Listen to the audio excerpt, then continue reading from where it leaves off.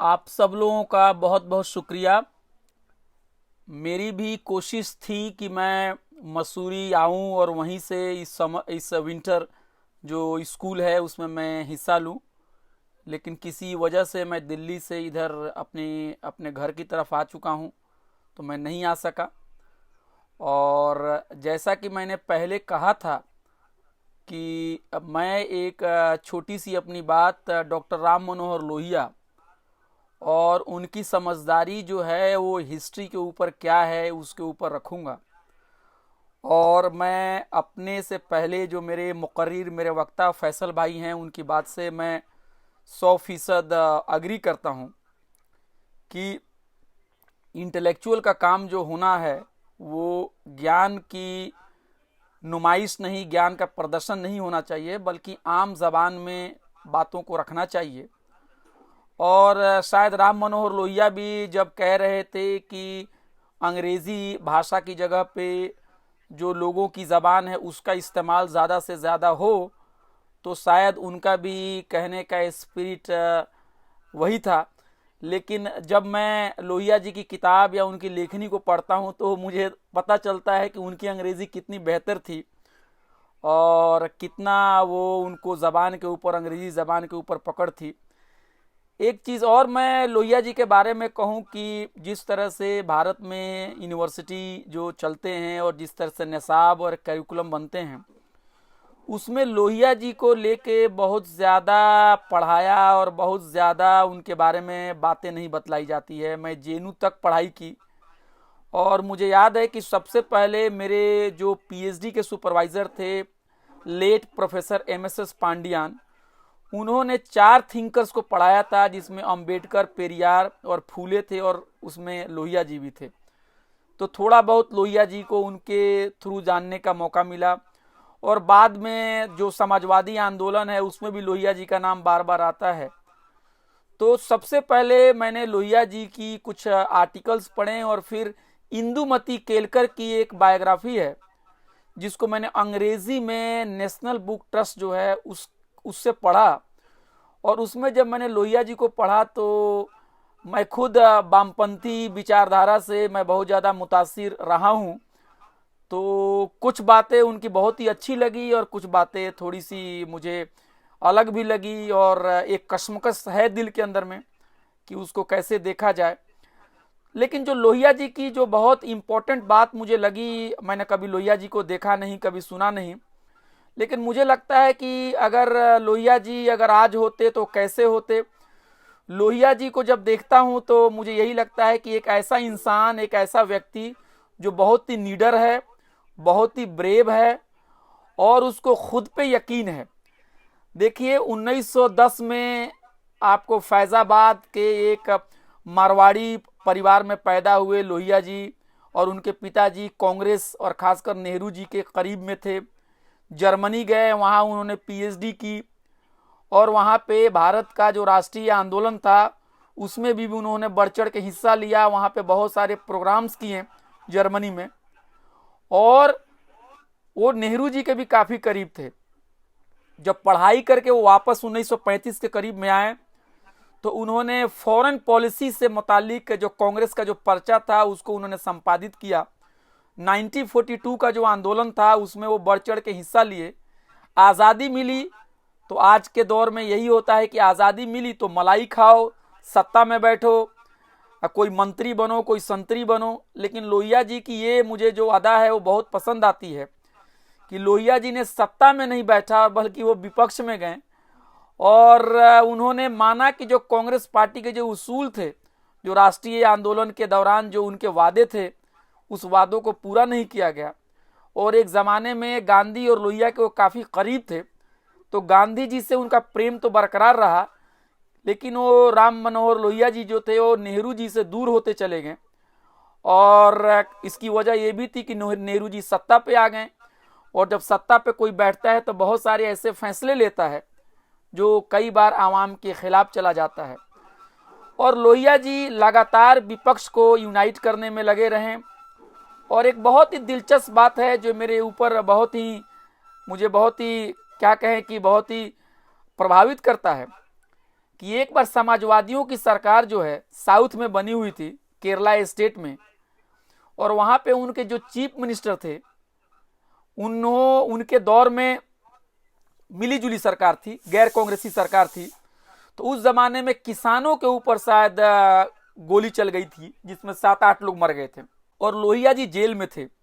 और लोहिया जी ने जेल से ही एक पत्र लिखा और कहा कि किसानों पे जो गोली चली वो बिल्कुल गलत है, और उन्होंने खुद अपने चीफ मिनिस्टर के खिलाफ में उन्होंने बयान दिया। मुझे लगता है कि आज के दौर में कोई किसी पार्टी में हो, अपनी पार्टी की गलत नीतियों के खिलाफ बोलने का दम किसी में भी नहीं है। ना मैं वो दम दक्षिणपंथी पार्टियों में देखता हूं, उनमें तो बिल्कुल भी नहीं है। लेकिन जो सेकुलर क़यादत है उनमें भी लोग मसलहत की वजह से सब बातें नहीं बोलते हैं।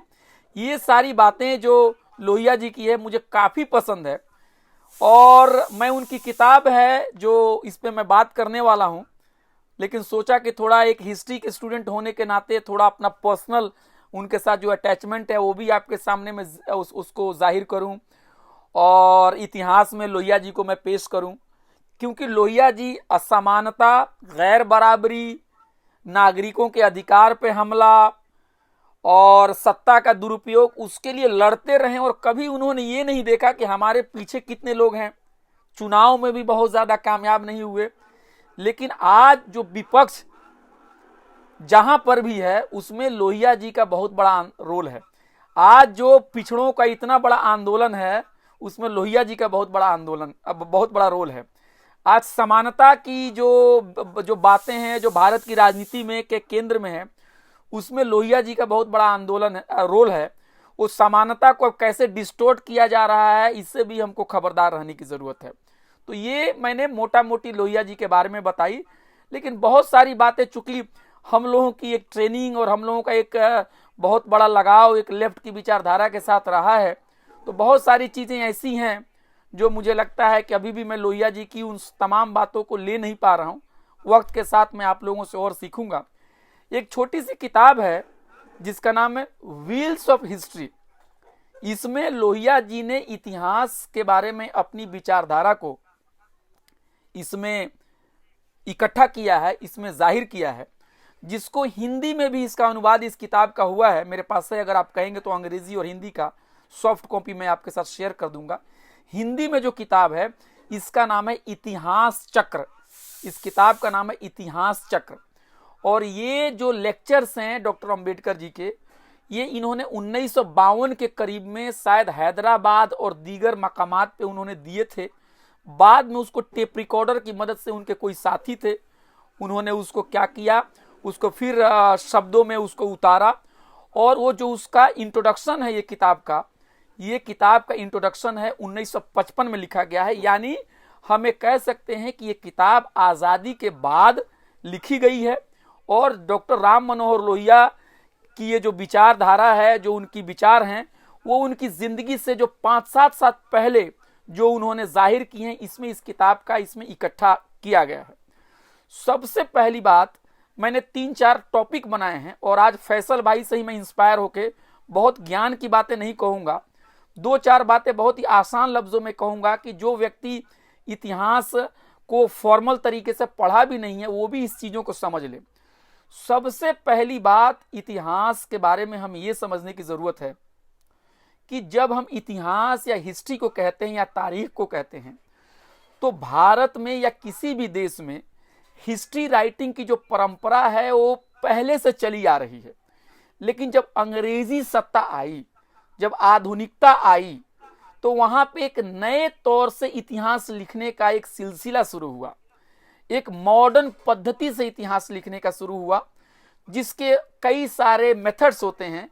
जो एक डोमिनेंट मेथड्स होता है जिसको हम कहते हैं पॉजिटिविज्म। पॉजिटिविज्म का मतलब ये होता है कि इतिहास में उसी चीज को दर्ज किया जाएगा जो सरकारी आंकड़ों से लिए जाएंगे, जो ऑफिशियल स्टेटमेंट होगा, जो सरकार के मतलब उनके जो आर्काइव्स में जो मटेरियल इकट्ठे होंगे उसी को लिखा जाएगा।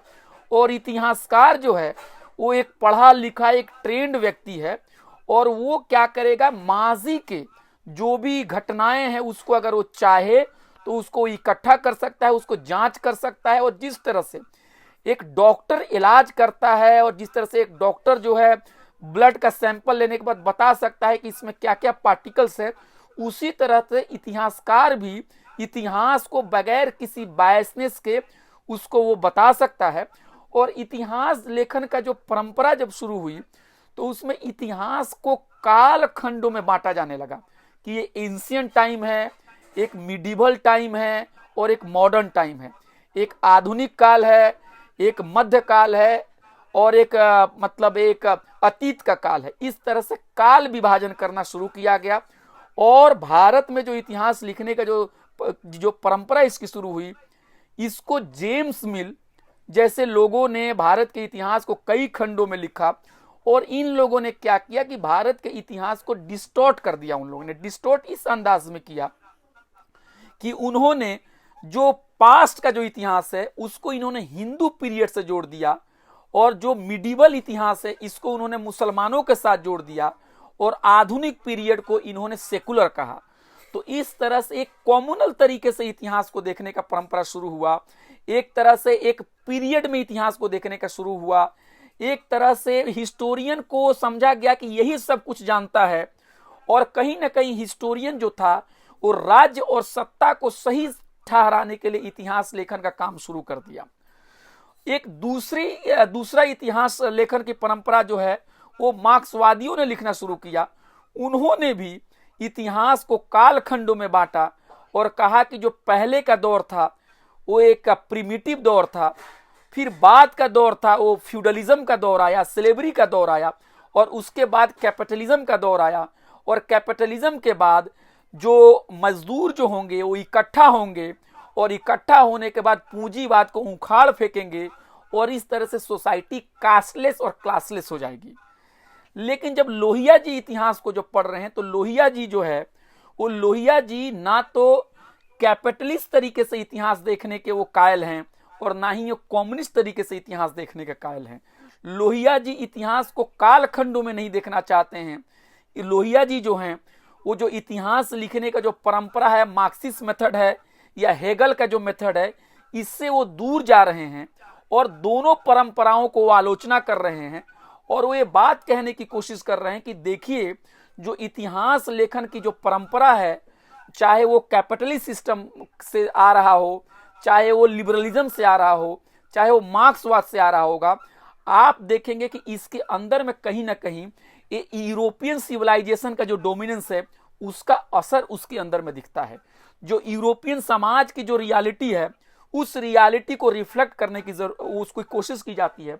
इसलिए आप देखेंगे कि लोहिया जी के अंदर में जो इतिहास देखने का तरीका है वो काफी क्रिटिकल है, काफी नया है और काफी बोल्ड है। और लोहिया जी आगे कह रहे हैं कि हम लोगों को बाइनरी से हटके, पीरियड से हटके इतिहास को देखने की जरूरत है।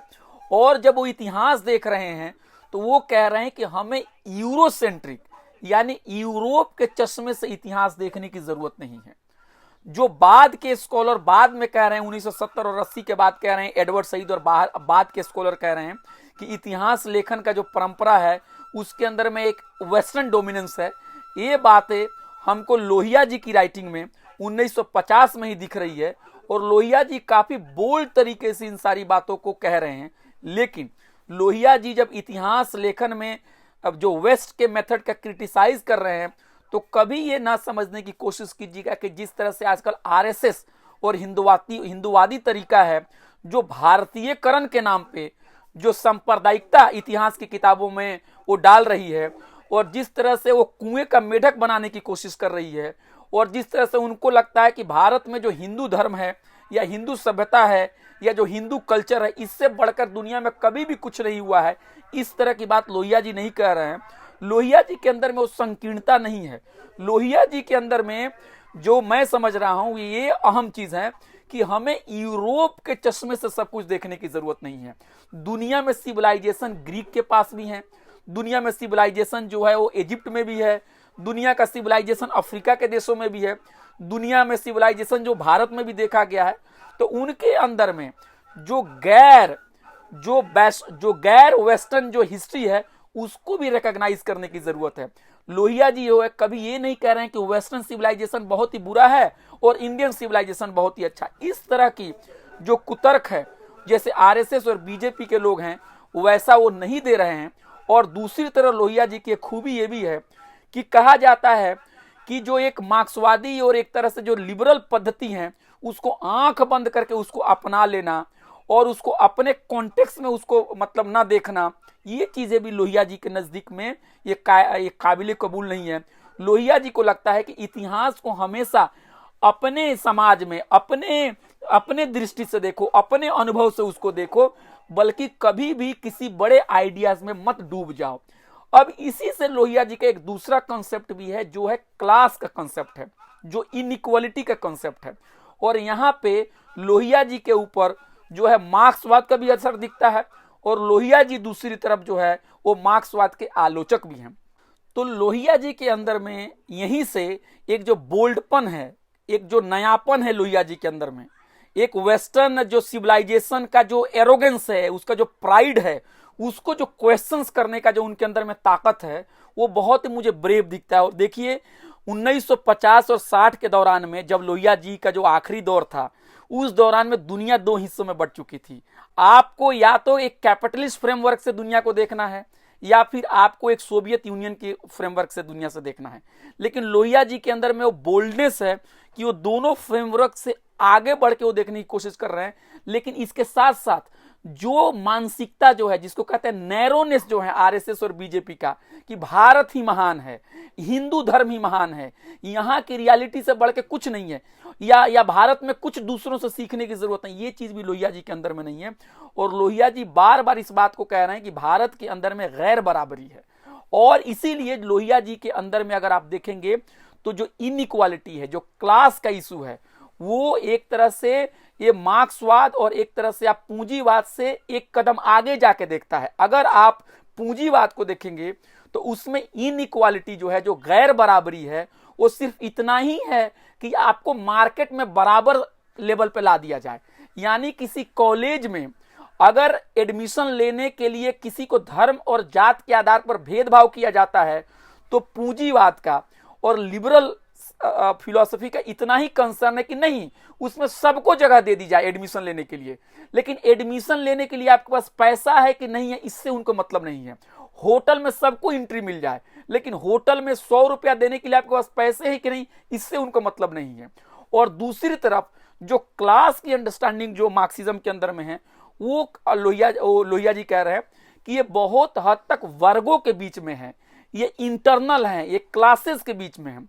लोहिया जी ने क्लासेस के बीच में जो डिफरेंसेस हैं, जो क्लासेस के बीच में इनइक्वालिटी है, उसको उन्होंने रद्द नहीं किया है, उन्होंने उसको स्वीकार किया है। और उन्होंने ये भी कहा है कि वेजेस को के बीच में जो असमानता है उसको भी कम करने की जरूरत है। लेकिन क्लास को दो तरीके से देख रहे हैं, class with in the nation और क्लास एमोंग द नेशन। यानी हमें गैर बराबरी को समाज के अंदर में भी देखने की जरूरत है कि समाज के अंदर में कौन अमीर है, कौन गरीब है, किसके पास जमीन है, किसके पास जमीन नहीं है, किसके पास संसाधन पर कब्जा है, किसके पास नहीं है। और अंतर्राष्ट्रीय स्तर पर भी हमें देखने की जरूरत है कि कहां से कच्चे माल का शोषण हो रहा है, कौन सी कंट्री किसको डोमिनेंस कर रही है। और अभी संदीप सर ने जो मैग्सेसे अवार्ड को जो वापस किया, उसके अंदर में भी उस स्पिरिट को मैं देखता हूं कि अगर अंतर्राष्ट्रीय पटल पर भी कहीं कुछ गलत चीजें हो रहा है तो हम उसका डिसोबीडियंस करेंगे। और लोहिया जी के जो फिलॉसफी है, उन्होंने बार बार कहा है डिसओबीडियंस, यानी हम नागरिक जो हैं वो गलत कानून को नहीं मानेंगे।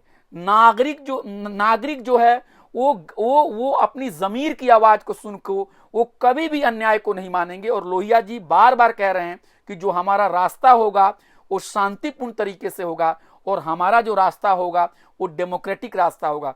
तो ये भी जो एमोंग द नेशन, जो कंट्रीज के बीच में जो गैर बराबरी है, ये भी लोहिया जी के अंदर में बहुत इंपॉर्टेंट कंसर्न है। इसलिए वो बार बार कह रहे हैं कि आप देखिए वेजेस का रिलेशन, देखिए वेजेस का रिलेशन, मतलब आप देखिए कि मजदूरी यूरोप के जो डेवलप्ड कंट्रीज हैं वहां पे मजदूरी ज्यादा मिल रही है मजदूरों को, लेकिन भारत और जैसे जो गरीब मुल्क हैं वहां पे उनको मजदूरी कम मिल रही है। टेक्नोलॉजी उनके पास ज्यादा है, हमारे पास टेक्नोलॉजी नहीं है। और दूसरी बात ये भी कह रहे हैं कि ये देखिए कि वो कम समय में ज्यादा प्रोड्यूस कर पा रहे हैं टेक्नोलॉजी की वजह से, और हम ज्यादा समय में भी बहुत कम प्रोड्यूस कर पा रहे हैं। तो ये भी इनइक्वालिटी भी उनको वो दो लेवल पे देख रहे हैं आपको, मतलब विद इन द कंट्री भी देख रहे हैं और इंटरनेशनल रिलेशंस में भी देख रहे हैं। और इसीलिए लोहिया जी का एक कंसेप्ट बहुत ही इंपॉर्टेंट है, वो क्लास को और कास्ट को भी जोड़ के देख रहे हैं। क्लास और कास्ट यानी जाति और वर्ग दो अलग अलग चीज नहीं है लोहिया जी के अंदर में। जाति और वर्ग क्या है, वो एक ही चीज है जिसका मैनिफेस्टेशन अलग अलग टाइम में होता है। मिसाल के तौर पर लोहिया जी कह रहे हैं कि जब किसी कंट्री के अंदर में प्रॉस्पेरिटी आती है, जब वहां पे डेवलपमेंट होता है, तो वहां पे सोसाइटी ओपन होती है और वहां पे सोसाइटी के अंदर में बराबरी के लिए लड़ाई होती है, और वहां पे हम लोग क्लास के बेसिस पे लड़ाई देखते हैं। लेकिन जब सोसाइटी के अंदर में स्टेग्नेशन आ जाती है, जब सोसाइटी बैकवर्ड हो जाता है, जब सोसाइटी के अंदर में जवाल हो जाता है, जब उसका पतन होता है, तो वहां पे स्टेटस को मेंटेन करने के लिए क्या किया जाता है, क्लास के आंदोलन को दबाया जाता है, और स्टेटस को मेंटेन करने के लिए उसको जगह कास्ट के तौर पे दिया जाता है। यानी अगर कास्ट की रिजिडिटी भारत के में है, तो उसका एक सबसे बड़ा प्रमुख वजह यह भी है कि हमारी सोसाइटी का पतन हुआ है, हमारी सोसाइटी डिग्रेड की है। इसलिए क्लास और कास्ट के बीच में भी ये जो लोहिया जी का जो अंडरस्टैंडिंग है, वो बहुत ही कहने का मतलब बहुत ही यूनिक है, और वो दोनों चीजों को बांट के नहीं देखते हैं। बहुत सारा झगड़ा मार्क्सवादियों के बीच में और अंबेडकरवादियों के बीच में हो रहा है, लेकिन लोहिया जी इसको बांटने की कोशिश करते हैं। और लोहिया जी ने अपनी राजनीति में पिछड़ों के लिए जो 60% रिजर्वेशंस की बात की है, कहीं ना कहीं ये चीजें उनके इसी समझदारी के साथ आती है। और लोहिया जी बार बार कहते थे कि जो सवर्ण लोग हैं, उनके बीच में जो गरीब लोग हैं, उनको चाहिए कि वो जो पिछड़े समाज के जो लोग हैं उनके साथ अपने आप को जोड़ें, उनके साथ अपनी सॉलिडारिटी को दिखाएं। लेकिन अफसोस की बात है कि ऊंची जाति में कोई रिक्शा चलाने वाला भी है, वो भी अपने आप को अपने ही जाति में जो शोषण करने वाला जो व्यक्ति है उसी से उसको जोड़ के देखता है। और कई बार जो आपको जो सबल्टन क्लासेस के जो लोग होते हैं, उनके साथ उसके दिलों में बहुत सारे नफरत भरे होते हैं। तो लोहिया जी के अंदर में एक क्लास का भी बहुत ही एक इंटरेस्टिंग कंसेप्ट है। अब एक और चीज इससे आगे बढ़ते हुए लोहिया जी का जो कंसेप्ट है वो है आपका उसका एक पॉलिटिकल इकोनॉमी का भी एक बहुत इंपॉर्टेंट कंसेप्ट है लोहिया जी के अंदर में। और ये यहाँ पे जो है लोहिया जी के आंदोलन को कम्युनिस्टों के आंदोलन से और पूंजीवादियों के आंदोलन से बिल्कुल अलग कर देता है। पूंजीवाद क्या है?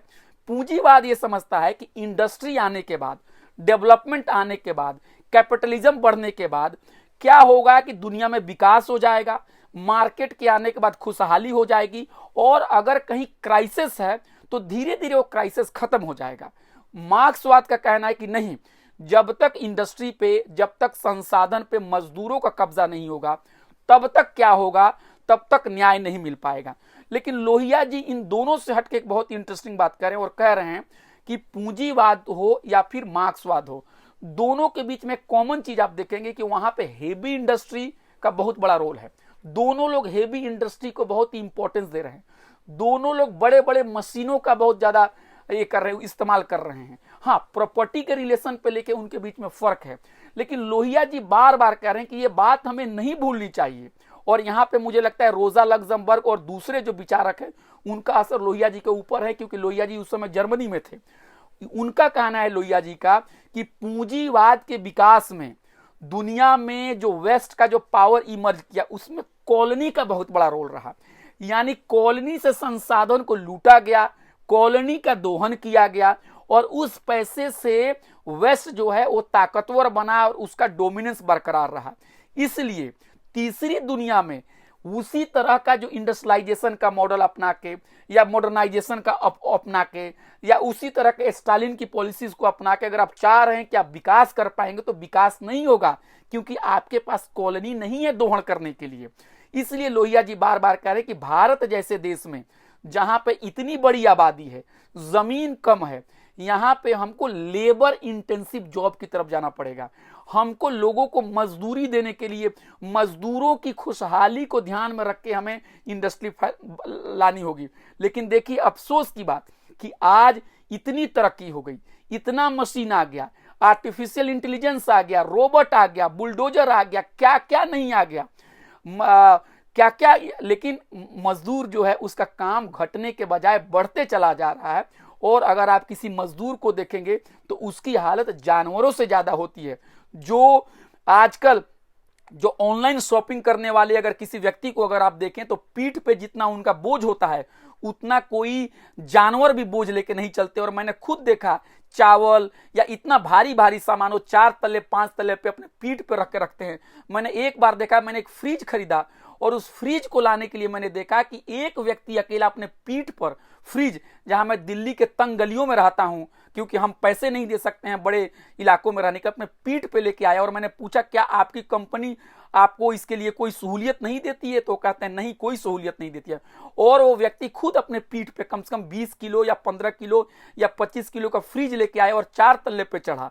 तो इसी से लोहिया जी का एक कॉन्सेप्ट जुड़ा हुआ है कि वेस्टर्न सिविलाइजेशन जो है इसके अंदर में इंसान जो है सब कुछ होने के बाद भी उसके दिलों में बेचैनी है, उसके दिलों में आराम नहीं है, उसके दिलों में सुकून नहीं है।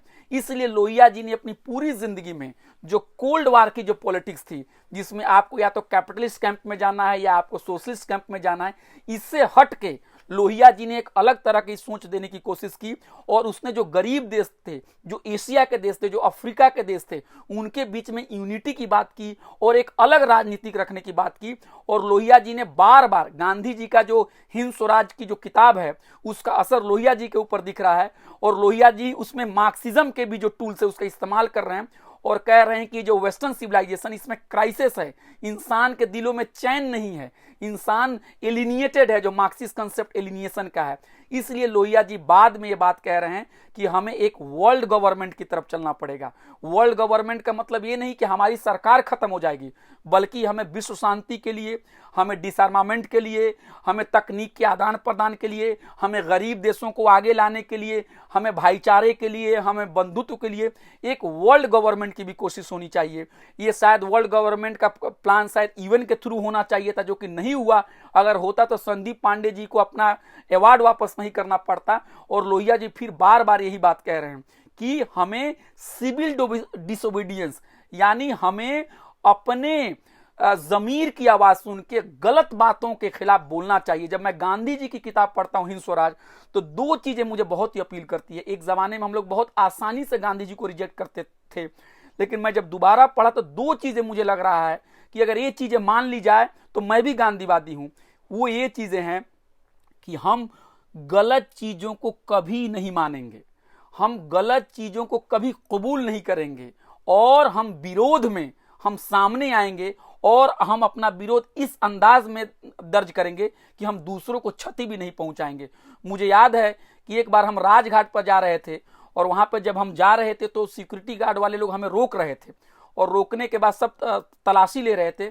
उसके बाद संदीप पांडे जी को उन्होंने तलाशी ली और एक बैज लगाए हुए थे सोशलिस्ट पार्टी का, और उसको उन्होंने कहा कि ये बैज आप उतार दीजिए। तो इन्होंने कहा कि इस बैज से आपको क्या प्रॉब्लम है? तो उन्होंने कहा नहीं, हमें हुक्म है कि इंसान के अलावा कुछ भी नहीं जा सकता है। तो इन्होंने कहा तो हम नहीं जाएंगे। तो मैंने उनसे कहा सर उतार दीजिए, तो कहा नहीं नहीं हम नहीं जाएंगे। फिर हम लोग उसके बाहर ही बैठ गए। तो मुझे लगता है जो फैसल भाई की बात से भी मैं अपने आप को जोड़ रहा हूं कि ये बिल्कुल सही है। हम भी एक जमाने में बहुत सारी पार्टियों के बड़े बड़े तकरीर हमने भी सुना, लेकिन आज मुझे लगता है कि बोलने से कुछ नहीं होता है। इंसान की अगर नीयत सही है, इंसान अगर अपनी ज़मीर की आवाज़ सुने, तो इंसान जो है वो बहुत कुछ कर सकता है। और हमने और आपने कोई ठेका नहीं लिया है क्रांति लेने के लिए। हम जो भी करें ईमानदारी से करें, हमेशा करें, अपने ज़मीर की आवाज़ सुन के करें और बोल्ड तरीके से अपनी विचारों को रखें। और मुझे कहीं ना कहीं लगता है कि इसमें लोहिया जी एक इंस्पिरेशन हो सकते हैं। बहुत सारी चीज़ें लोहिया जी की हैं जो अभी भी मुझे काबिल कबूल नहीं है। आगे आगे देखिए होता है क्या। आप लोगों के विचार और सुझाव अब मुझे चाहिए और हम लोग एक साथ मिलकर सीखेंगे। लेकिन हम जो भी करेंगे ईमानदारी से करेंगे और जो भी करेंगे समाज में एक छोटा परिवर्तन लाने के लिए करेंगे। आपने मुझे मौका दिया, आपका बहुत बहुत धन्यवाद। देखिए, मार्क्सिज्म के बारे में वो बहुत ही क्रिटिकल हैं, सुन लीजिए, बहुत ही क्रिटिकल हैं। और जैसे हम लोग जैसे उसको मतलब एक बाइबल की तरह हम लोग लेते हैं, उसको बहुत ही आस्था के साथ पढ़ते हैं। तो आप तैयार रहिए, अगर एक किताब अगर आप पढ़ेंगे व्हील्स ऑफ हिस्ट्री, तो आपको हिला देंगे, वो आपको हिला देंगे, है ना। उनका बेसिकली अगर जो जहाँ तक मैं वो समझ पा रहा हूँ, उनका अगर आप अगर बहुत ही आप आलोचना के तौर पे देखेंगे तो लोहिया जी को तो आप बहुत ही आसानी तरीके से कहते हैं ओ लोहिया इज एंटी मार्क्सिस्ट, है ना, बहुत अरे क्या है वो तो बिल्कुल ही वो मार्क्सिस्टों के खिलाफ एक अलायंस बनाने के लिए इस तरह से लोहिया ने लोगों को इकट्ठा किया, ये बहुत ही होगा उनको रिजेक्ट करने का।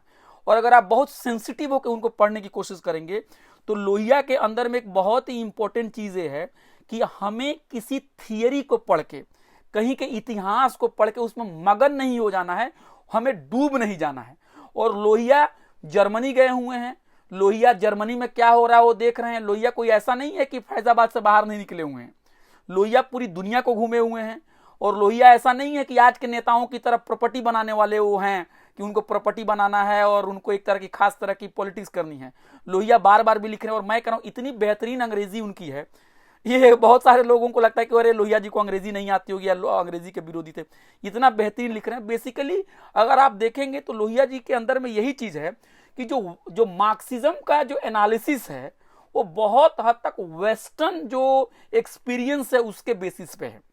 और यहां तक एक बात मार्क्स के बारे में कर रहे हैं कि he has become the profit of Marxism, है ना, वो एक मसीहा बन गए हैं। और एक बहुत ही आयरोनिकली लोहिया जी एक जगह कह रहे हैं कि जहां वो पैदा हुए वहां के लोगों तो उनको भुला दिए या उनको कम मानते हैं, लेकिन गरीब मुल्कों के अंदर में उनको बहुत ही, मेरे कहने का मतलब है बहुत ही उनको आदर से और बहुत ही उनका असर ज्यादा है। तो अगर आप लोहिया को देखेंगे तो कहीं ना कहीं जो वेस्टर्न कॉलोनियलिज्म था, जो उस जमाने में हो सकता था कि उनको बहुत इंफॉर्मेशन मिलते होंगे, जो मार्क्सिज्म के नाम पे बहुत सारे स्टेट जो गलत काम कर रहे होंगे, उससे हो सकता है कि वो बहुत हद तक आहत होंगे। और इसलिए वो जो एक राष्ट्रीय आंदोलन से जो निकला हुआ जो नेता है उसके अंदर में कहीं ना कहीं एक तीसरी दुनिया की यूनिटी, एक कोलोनिज्म का सवाल, इन सारे सवालों ने उसको एक करीब लाया और कहीं ना कहीं उसको मार्क्सिज्म को भी एक हद तक एक वेस्टर्न जो सिविलाइजेशन का एक डोमिनेंस के तौर पे देखते हैं। मगर इसके साथ साथ भी लोहिया जी के एनालिसिस में मार्क्सिस्ट टूल्स हर जगह भरे हुए हैं। तो हमें लगता है कि इस सवाल का जवाब कोई भी इंसान इतनी आसानी से नहीं दे सकता है, कई बार पढ़ना होगा। और आप लोहिया जी का भी कंसर्न या मार्क्स का भी कंसर्न जो है वो इक्वालिटी ही था, लेकिन हो सकता है कि दोनों व्यक्ति अलग अलग टाइम में पैदा हुए हैं, दोनों की अलग अलग समझदारी है, तो कहने का अंदाज अलग होगा। हो सकता है राजीव भाई आपकी और हमारी जिम्मेदारी है कि उन दोनों चीज़ों को पढ़ें और दोनों मतलब महान व्यक्तियों को हम करीब लाएं, न कि हम उनके बीच में झगड़ा लगाएं जैसा कि और जो भी दक्षिणपंथी पार्टियां चाहती हैं।